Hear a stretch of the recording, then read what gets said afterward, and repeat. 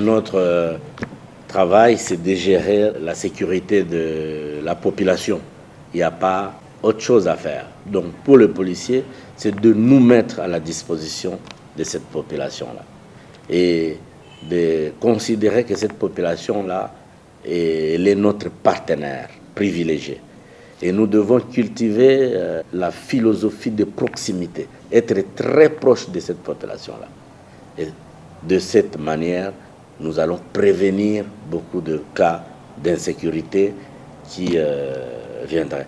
Pour ça, nous devons être des modèles de société, autant pour l'agent simple que pour les officiers, et cultiver ce sens de professionnalisme pour atteindre les objectifs qui sont de sécuriser la population.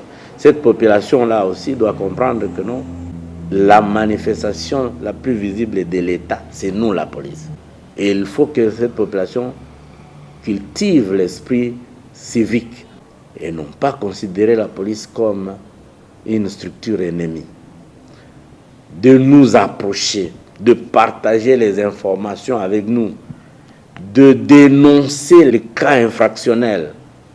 Pas plus tard que hier, nous avons présenté une panoplie de criminels.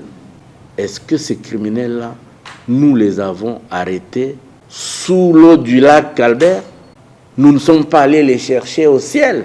C'est dans la ville de Bunia, c'est dans la ville de Mambasa, c'est à Aru, c'est dans la même population. C'est le fils de tel, c'est les locataires de tel autre.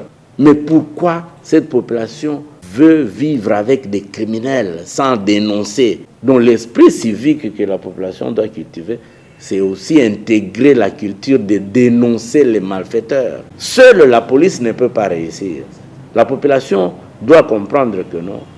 La gestion de la sécurité aujourd'hui, elle est communautaire. Elle doit être partagée avec la population et non dire non, voilà, c'est eux qui sont payés pour ça, ils n'ont qu'à se débrouiller. Non.